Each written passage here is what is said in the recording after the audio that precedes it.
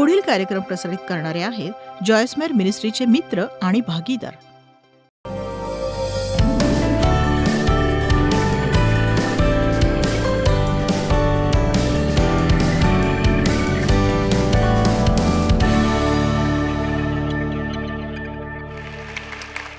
तणाव हा या शतकातला रोग आहे आणि तो कोट्यावधी रुपयांचा धंदा झालाय. आणि बघा, प्रभू येशूने म्हटलंय, मी तुम्हा शांती देतो, मी आपली शांती तुम्हास देतो. तर तुम्हाला शांती प्राप्त झाली आहे. जर तुम्ही ख्रिस्ती असाल तर ख्रिस्ताला तुम्ही तारणारा म्हणून स्वीकारलं असेल तर शांतीदाता तुमच्यामध्ये आहे. तो तुमच्यातच आहे, तुमच्यात शांती आहे, तुमच्यात शांती आहे. काल तुम्हाला एका वादळाचं उदाहरण दिलं होतं. वादळ चालू असतं तेव्हा पृष्ठभागावरचं पाणी हे लाटांमुळे सातत्याने असं उसळत असतं खूप वरखाली. पण बघा, खोल समुद्रात मात्र पाणी अगदी शांत असतं, अगदी निश्चल असतं. त्याचप्रमाणे आपण आपल्या जीवनाकडे पाहिलं तर वरवर अशीच वादळं उसळलेली दिसतात. शांतीची व्याख्या आहे स्वस्थ शांत अंतःकरण. आणि आपल्या जीवनात कितीही उलथापालथ झाली तरी आपल्याला शांती अनुभवता येते. आणि बघा, मला विश्वास आहे की काही लोकांना शांतीत राहणं हे इतरांपेक्षा अधिक सोपं जातं. काहींना ते योग्य वाटणार नाही, पण देवाने प्रत्येकाला वेगवेगळ्या प्रकृतीचं बनवलंय. आणि हे तुम्ही लक्षात घ्या की काही गोष्टी काही जणांना कठीण वाटतात. माझ्या नवऱ्याचंच उदाहरण घ्या की आपल्या सगळ्या चिंता देवावर सोपवून स्वस्थ राहणं त्याच्यासाठी सोपं आहे. आणि स्वस्थ कसं राहायचं हे मी त्याच्याकडूनच शिकले. आता बघा, आमच्या 48 वर्षाच्या विवाहात माझं सांगायचं तर मी अशी सतत खचावत असायचे दातोट खात. आणि स्वस्थ राहणं हे माझ्यासाठी सोपं नव्हतं, पण मी ते हळूहळू शिकत गेले. आणि आता माझ्या जीवनात कधी नव्हे इतकी शांती मी अनुभवते आणि कधी नव्हे इतकं माझ्या जीवनात मी अधिक जबाबदार झालेले आहे. आणि जर मी शांतीत राहायला शिकू शकले तर तुम्हीही शिकू शकता. मी म्हटलं, मी शांतीत राहायला शिकले ना तर तुम्हीही नक्कीच शिकू शकता. आता बघा, मला विश्वास आहे की कोणत्याही वचनातून तुम्ही संदेश ऐकला तरी त्यामध्ये मुक्त करण्याचं सामर्थ्य आहे. कारण वचनात सामर्थ्य आहे आणि म्हणून लोकांची बंधनं तुटून जावीत अशी मी आशा बाळगते. आणि याचा अर्थ असा नाही की जादूची कांडी फिरवल्यासारखं सगळे तणाव निघून जातील, पण काहीतरी निश्चितपणे घडेल, काहीतरी तुटून जाईल आणि तुम्हाला प्रकटीकरण होईल की मला असं जीवन जगण्याची गरज नाहीये. नक्कीच. मत्ताई अध्याय 11 वचन 28 बघूया.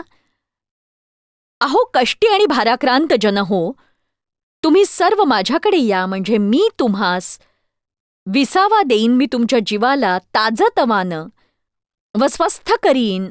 मी तुमच्या जीवाला ताजतवानं व स्वस्थ करीन. जणू काही तो म्हणतोय की मी तुम्हाला तणाव मुक्त राहायला शिकवीन आणि माझे जू आपणावर घ्या आणि माझ्यापासून शिका.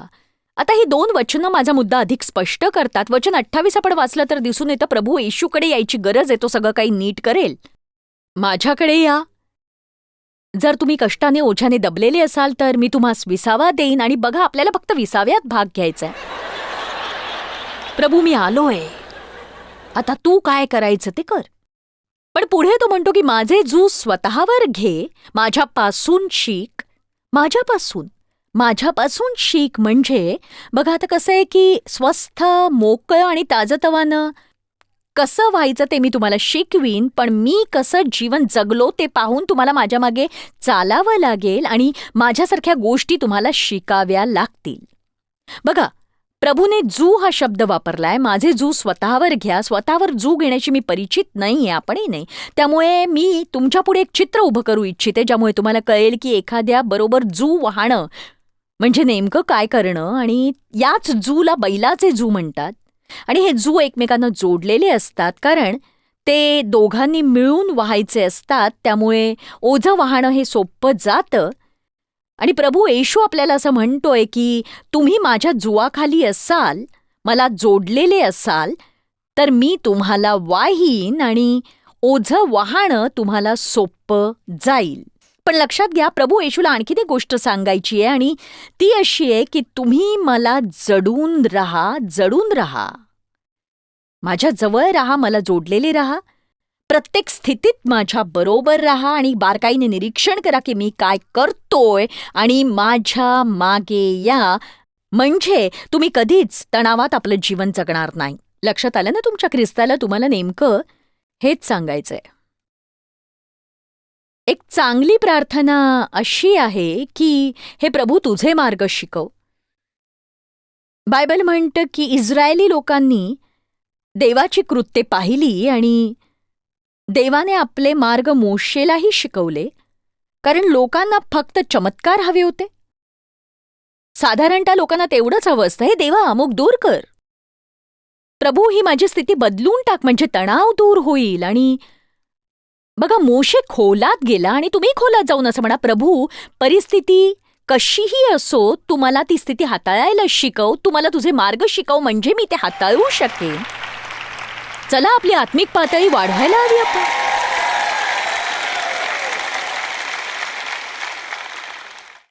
मी कालच म्हटलं होतं की मी माझ्या जीवनातला बराचसा काळ इतरांना बदलण्याच्या प्रयत्नात घालवला आणि मी अनेक वर्ष देवला बदलण्याच्या प्रयत्नात घालवले. तुम्हाला तुमची सगळी मुलं आवडतात, पण त्यांची व्यक्तिमत्व नेहमीच आवडतात असं होत नाही. आणि बघा आम्हालाही मुलं झाली आणि त्यांचे काही गुण मला आवडत नव्हते, ज्या गोष्टीचा मला त्रास व्हायचा. ती गोष्ट काय होती माहिती, ती माझ्यासारखीच गोष्ट होती, स्वभाव. त्यामुळे मी सततच त्यांना बदलण्याचा प्रयत्न करायचे आणि मी देवला बदलू पाहिजे, मुलांना बदलू पाहिजे, सेवाकार्य बदलू पाहिजे, प्रयत्न प्रयत्न प्रयत्न प्रयत्न. पण काही फरक पडला नाही, कशानेच फरक पडला नाही. पण देवाला माझ्या सभोवतालची प्रत्येक गोष्ट बदलायची नव्हती. आणि बघा तुम्हाला निराश करण्यासाठी मी म्हणत नाही, पण देवाला सभोवतालचं सगळं काही बदलायचं नसतं, तुम्हाला बदलायचं असतं. काय बघा देवाला तुमचं हृदय बदलायचं असतं.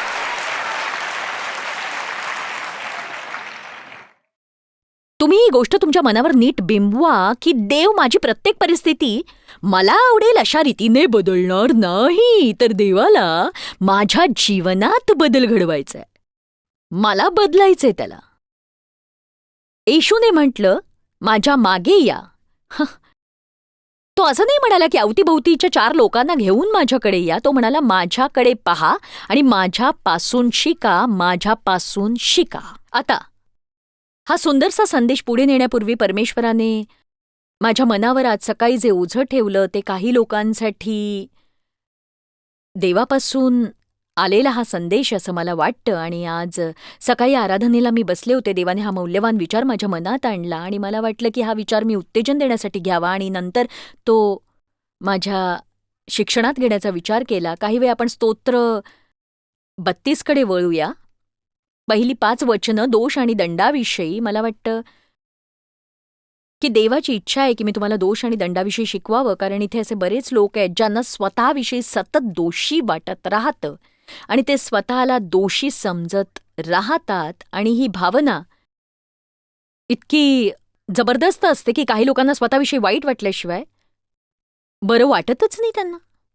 मी सुद्धा अशी होते. मी स्वतःला दोष देत वाढले, कारण माझे वडील नेहमी माझं शोषण करायचे, त्यामुळे माझ्या मनात नेहमी दोषभावना होती. माझी पापं मी कबूल केल्यानंतरही मला दोषी वाटत राहायचं. आणि यात बघा यात तणावासारखं काही नव्हतं. आता नीट ऐका, माझ्या बाबतीत काहीतरी चुकीचं घडलंय अशी भावना बाळगून फिरण्यासारखं तणावयुक्त दुसरं काही असूच शकत नाही, नक्कीच नाही. देव तुमच्यावर रागावलाय आणि तो तुमच्यावर प्रसन्न नाही, अशा प्रकारची व्यर्थपणाची भावना माझ्यात होती. आणि याची आज देवाने मला जाणीव दिली, म्हणून तणाव कसा हे शिकवते मी तुम्हाला. आणि हा पहिला मुद्दा की जर तुम्हाला नीट कळला नाही तर सगळं मुसळ केरात जाईल. म्हणून तुम्ही हे समजून घ्या, कारण तुमच्या दोषभावना तशीच कायम राहील मग. आणि मग तुम्हाला स्वतःविषयी इतकं वाईट वाटेल की तुम्ही काही चांगलं करू शकणार नाही.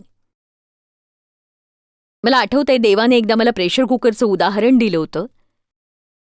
मी लहान होते तेव्हा लोक ते किती वापरत असतील ते मला माहीत नाही, पण माझी आई मात्र कुकर वापरायची. आणि मी तुम्हाला सांगते ते असं उग्र असं भांडं होतं. ती त्याच्यात काहीतरी ठेवायची आणि वरून झाकण लावायची, ते सील करायची, मग ते उघडत नसायचं, मग ती वर लहानशी शिट्टी लावायची आणि त्यातून वाफ येऊन मध्ये मध्ये कुकरच्या शिट्ट्या व्हायच्या. आतलं अन्न शिजत असताना कुकर असा हलत असायचा आणि मला आठवतं की माझी आई मला सारखं ओरडत राहायची, हात लावू नकोस, हात लावू नकोस, हात लावू नकोस. माझी अवस्थाही त्या प्रेशर कुकर सारखीच होती. माझ्या मनात बऱ्याच गोष्टी अशा चाललेल्या असायच्या सतत. आणि मी किती आध्यात्मिक दिसत असले किंवा किती वेळा चर्चला जात असले तरी या गोष्टी अशा खतखतत असायच्या माझ्या मनात. काय चुकलं, मी सगळं काही का नीट करत नाही, काय करते मी कशाविषयी बोलते कळतंय ना, तुम्ही फार निरागस चेहरे करून बसलाय.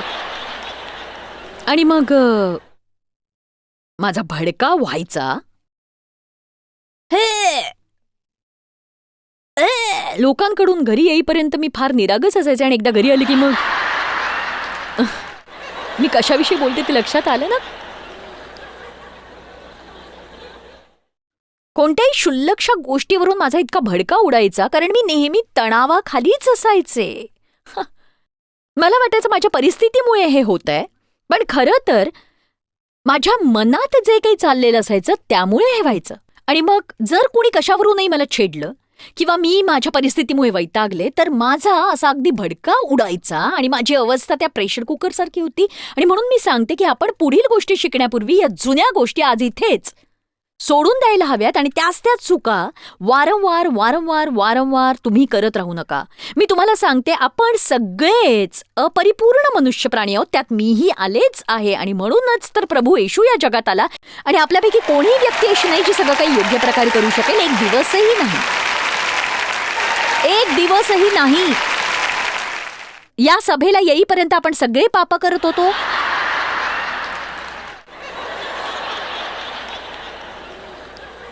इथे येताना आपण पापात होतो.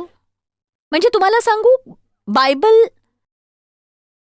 शब्दाने, कृतीने आणि विचाराने घडणाऱ्या पापांविषयी बोलत असतं. बघा, मी म्हणू शकत नाही आज माझे विचार सांगले, पण प्रभू कृपेने मी त्यांना दूर सारू शकते. बघूया स्तोत्रसंहिता 32. आता हे कुणासाठी तरी आहे, कुणासाठी तरी अनेक लोकांसाठी जे टीव्हीवरून पाहतायत. आपण हे वाचूया. स्तोत्रसंहिता 32 वचन 1. ज्यांच्या अपराधांची क्षमा झालीये, ज्याच्या अपराधाची क्षमा झालीये, ज्याच्या पापांवर पांघरूण घातले गेले आहे, तो पुरुष धन्य, तो पुरुष धन्य. ज्याच्या हिशेबी परमेश्वर अनितीचा दोष लावत नाही व ज्याच्या मनामध्ये कपट नाही, तो मनुष्य धन्य. जेव्हा मी गप्प राहिलो तेव्हा सतत कण्ह्यामुळे माझी हाडे जीर्ण झाली, कारण रात्रंदिवस तुझ्या हाताचा भार माझ्यावर होता, तुझ्या हाताचा भार माझ्यावर होता. उन्हाळ्याच्या तापाने सुकावा तसा माझ्यातला जीवनरस सुकून गेला आहे. थांबा आणि विचार करा.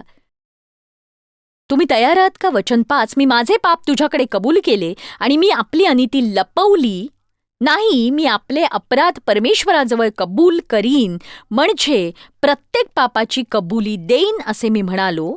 तेव्हा तू मला माझ्या पापदोषाची क्षमा केलीस. थांबा आणि जरा यावर विचार करा आता. तू माझ्या पापदोषाची क्षमा केलीस. फक्त पापांची नव्हे,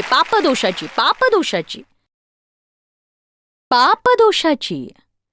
मला तुम्हाला एक विचारायचंय, देवाने तुमचं पाप दूर केलंय तर मग पापदोषाची भावना का बाळगता? तुम्हाला दोषी भावनेत राहायची गरज नाहीये. मला वाटतं की स्वतःचा तिटकारा करणं फक्त पोकळ धार्मिकता आहे. मी तर मुळीच चांगलं नाहीये. बघा, तुम्हाला तारणाची वस्त्र घालण्याची गरज आहे आणि तुम्ही हे लक्षात ठेवा की तुम्ही मस्तक आहात, तुम्ही शेपूट नव्हे. देव तुमच्यावर प्रीती करतो आणि देवाने तुम्हाला स्वतः अभिषेक केला आहे. आमेन. जगातील इतर कुणालाही हवी असलेली गोष्ट तुम्हाला मिळालीये म्हणून तुम्ही स्वतःविषयीचा तुमचा दृष्टिकोन योग्य ठेवायला सुरुवात केली नाही तर तुमच्या जीवनातला तणाव दूर होणार नाही. आणि बघा, जर तुम्ही स्वतःचाच तिटकारा करत असाल तर स्वतःबरोबर तुम्ही समेट केलात तर बरं होईल. कारण जिथे तुम्ही जाल तिथे तुमचं मन जातच, नाहीतर सगळ्या गोष्टी या कठीण होत जातात, खरंच कठीण. आमेन. कुणाला याची गरज आहे का सांगा? कुणाला तरी नक्कीच गरज असेल. बघा, जेव्हा येशूने म्हटले माझ्याकडे या, माझ्यापासून शिका, तेव्हा त्याला जी पहिली गोष्ट शिकवायची होती ती ही की त्याच्या पापक्षमेचा लोकांनी स्वीकार करावा आणि दंडाज्ञेखाली जगू नये. बघा, तणाव हाताळण्यासाठी प्रभूंनी 4 गोष्टी केल्या. तुम्ही म्हणाल येशूला तणाव होता? बघा, तो त्याविषयी बोललाय. तो जिथे कुठे जायचा लोक त्याला मारून टाकायला पाहिजे. आणि त्या यादीकडे मी तुम्हाला पुन्हा नेणार नाही. तर बघा, यहुदाने त्याला चांदीच्या 30 रुपयांना विकलं. पेत्राने त्याला नाकारलं. वाईट दिवस माहिती आहेत ना आपल्याला, तो माहीत नाही. प्रभू येशू प्रत्येक गोष्टीसाठी देवावर टेकून होता. 1 पेत्र अध्याय 2:23. आता तुमच्यातील काही जण काही गोष्टींमुळे फारच त्रस्त झाले असतील, परंतु फक्त देवच तुमचा प्रश्न सोडवू शकतो हे लक्षात घ्या. म्हणून तुम्ही तुमची समस्या देवाच्या हाती सोपवा आणि तुमचा भूतकाळ, भविष्यकाळ, तुमची मुलं आणि तुम्हाला निराश करणारं सगळं काही प्रभूला सोपवा. 1 पेत्र अध्याय 2:23 मला आवडतं ते. त्याची निंदा होत असता त्याने उलट निंदा केली नाही. दुःख भोगत असता त्याने धमकावले नाही, तर यथार्थ न्याय करणाऱ्याकडे स्वतःला सोपवून दिले. हे वचन मला आवडतं. आमच्या ऑफिसच्या भिंतीवर मी ते लावलंय. सगळं काही प्रभूच्या हाती सोपवायला हवं. लहान गोष्टी, मोठ्या गोष्टी, माझ्या आयुष्यात घडणारी प्रत्येक गोष्ट, जे काही मिळालं ते प्रभूपासून आहे. काही मिळालं नाही तर ती प्रभूची इच्छा आहे. कोणी माझ्याशी वाईट वागलं, मी त्यांचा तिरस्कार करत बसत नाही. देव त्या गोष्टीची काळजी घेईल याची मला खात्री आहे. देवावर तुम्ही भरोसा ठेवायला शिकायला हवं, कारण भरोसा हा सगळ्या रागावरचं उत्तर आहे. येशूने केलेली दुसरी गोष्ट होती प्रार्थना. तो नेहमी जमावापासून वेगळं व्हायचा आणि तो प्रार्थना करायचा. आणि त्यासाठी तो पहाटे उठायचा. कित्येकदा तो रात्रभर प्रार्थना करायचा. आणि या वचनांकडे वळण्यासाठी आपल्याकडे वेळ नाहीये, पण जेव्हा तो गेत्सेमेनीत त्याच्या जीवनातल्या अत्यंत खडतर समस्यांसाठी तयारी करत होता, तेव्हा त्याने आपल्या शिष्यांना त्याच्याबरोबर प्रार्थना करत जागं राहायला सांगितलं आणि ते झोपून गेले. त्याने पेत्राला आणि जब्दीच्या 2 मुलांना आपणाबरोबर घेतले आणि तो व्याकुळ आणि अस्वस्थ झाला. त्याला असं वाटू लागलं की आपल्याला जसं वाटतं तसं करायचं नसतं. आणि तो काय म्हणाला ते महत्वाचं आहे. तो म्हणाला की माझा जीव अति कष्टी आणि खेदित झालाय. मला मरणप्राय वेदना होत आहेत आणि म्हणून तुम्ही बघा इथे थांबा आणि जागृत असा.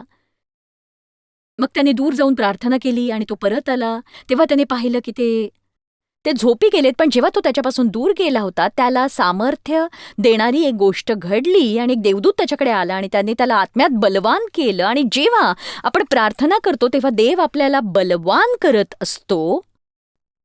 ऐकलत का? देव आपल्याला सामर्थ्य देत असतो. आपल्यातल्या त्रास देणाऱ्या गोष्टी प्रार्थनेमुळे नेहमीच दूर होतात असं होत नाही. बऱ्याचदा देव आपल्याला शक्ती देतो आणि चांगल्या वृत्तीने त्यातून बाहेर पडायला तो आपल्याला मदत करत असतो.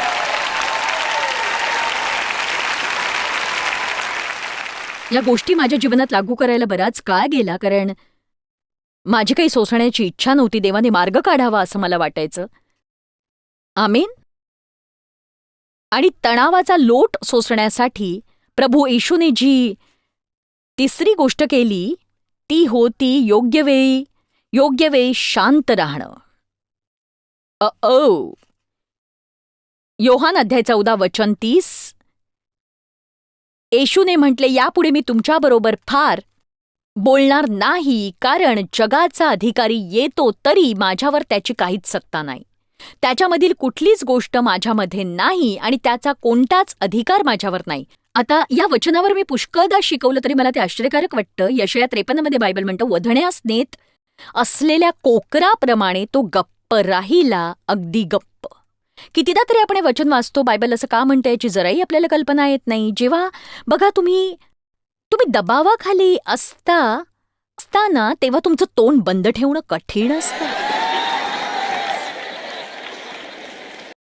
पण आपण हे शिकायला हवं.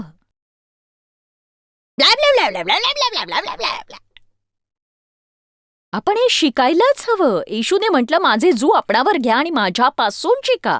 तर आपण पाहतोय की कशा प्रकारे येशूने आपल्या जीवनातले तणाव हाताळले आणि बायबल म्हणतं की त्याने आपले मुख उघडले नाही.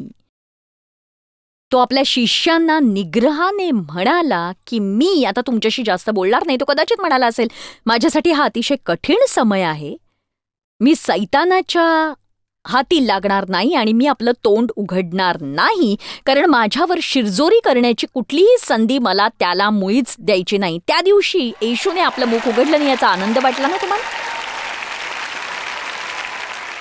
ही घटना मला खरंच खूप रोचक वाटते. आणि मग मत्ताई अध्याय 27 मध्ये वचन 12 ते 14 आपण पाहतो. असं म्हटलंय, मुख्य याजक व वडील हे त्याच्यावर दोषारोप करत असता त्याने काहीच उत्तर दिले नाही. तेव्हा पिलात त्याला म्हणाला, हे तुझ्या विरुद्ध किती गोष्टींबद्दल साक्ष देतात हे तुला ऐकू येत नाही काय? पण त्याने उत्तर दिले नाही. बघा, तुम्ही चांगली व्यक्ती आहात हे लोकांना पटवून देण्याचा प्रयत्न न करणं हे खरंच कठीण असतं. स्वतःचा बचाव न करणं कठीण आहे माझ्यासाठी. तुम्ही मला समजू शकत नाही, अजिबातच नाही. तुमचा माझ्याविषयी गैरसमज झालाय. मी तुम्हाला पटवून देऊ इच्छिते की मी चांगली व्यक्ती आहे. आणि येशूने उत्तर दिलं नाही. पिलात आणि हेरोद यांच्यासमोर त्याने उत्तर दिलं नाही. ते दोष देत असता तो गप्प होता. मी असं म्हणत नाही तुम्ही स्वतःसाठी कधीच बोलू नये, पण बघा, बऱ्याचदा त्यामुळे गोष्टी अधिक चिघळतात. तर येशू वधस्तंभावर होता. चकित करणारी गोष्ट ही की प्रभू येशू वधस्तंभावर 6 तास होता जवळपास. या वेळेदरम्यान तो जे शब्द बोलला ते ग्रीक भाषेत एकूण 41 शब्द आहेत आणि इंग्रजी भाषेत ते एकूण 51 शब्द होतात. इतके शब्द बोलायला साधारणपणे 1 मिनिट लागतो. म्हणजे वधस्तंभावर तो जवळपास 5 तास 59 मिनिटं गप्प होता. तो पूर्णपणे शांत राहिला. आमेन. आणि चौथी गोष्ट जी प्रभू येशूने केली, जी तणावमुक्तीचं शिखर होती, ती म्हणजे त्याने पटकन क्षमा केली.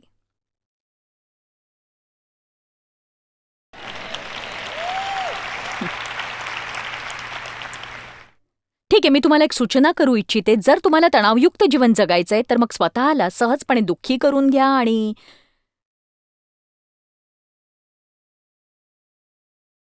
स्वतःला कुरवाळत असं म्हणत राहा की माझा काही उपाय नाही, मी फार भावूक आहे,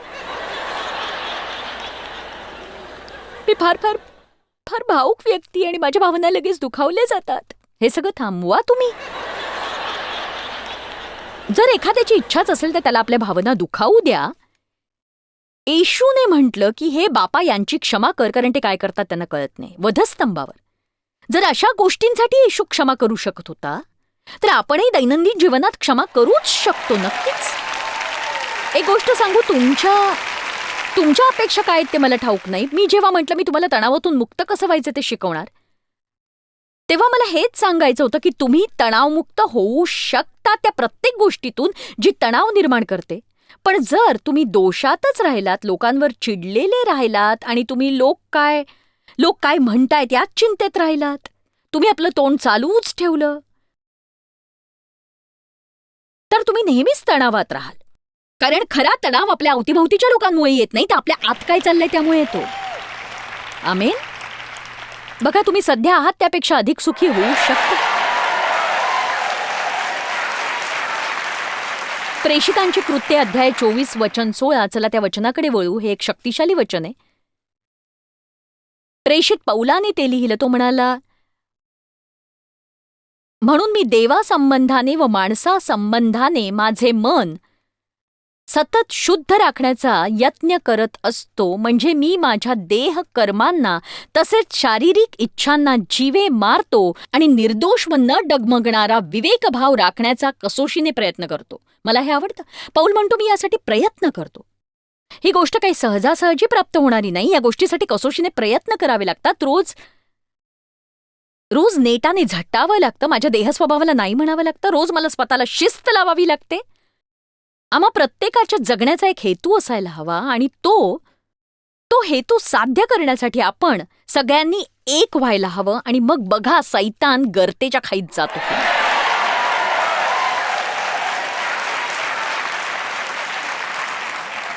आणि प्रत्येक वेळी जेव्हा तणाव आपल्या मार्गात येईल तेव्हा आपण म्हणायला हवं की नाही नाही नाही नाही नाही नाही, पूर्वी तणावात राहिलो, आता नाही राहणार. मला सांगा, ही आनंदाची गोष्ट नाही का की तुम्ही तुमच्या जीवनातला तणाव कमी करू शकता आणि त्यासाठी देवाच्या साह्यासाठी तुम्ही अवलंबून राहू शकता.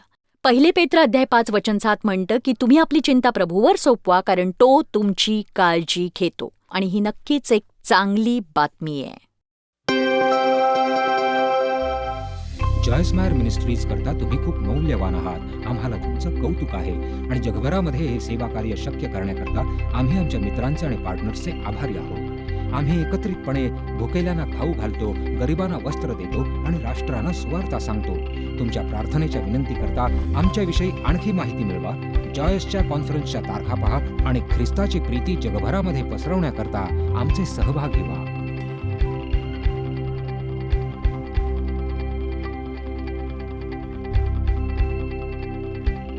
याचा सर्व खर्च जॉयस मायर मिनिस्ट्रीचे मित्र आणि भागीदार करत आहेत.